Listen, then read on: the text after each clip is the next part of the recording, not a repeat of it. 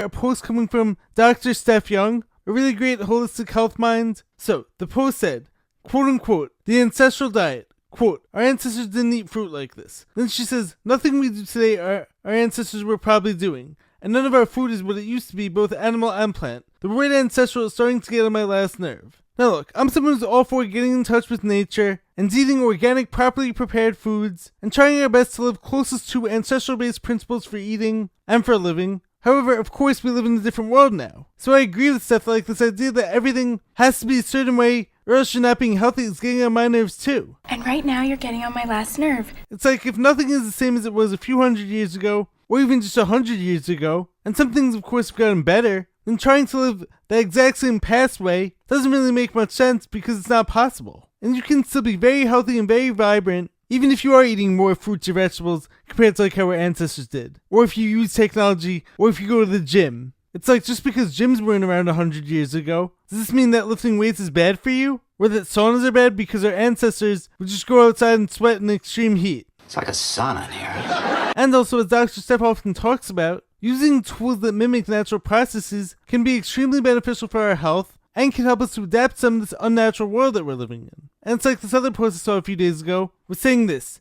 you were designed to hunt, live under the stars, chase woolly mammoths, hang out with 150 friends all day, not sit in a cubicle and work on Microsoft PowerPoints. This is why you suffer. Okay, so you're telling me that like in order for us to be happy, you need to be hunting woolly mammoths and living outdoors. What the hell are you talking about?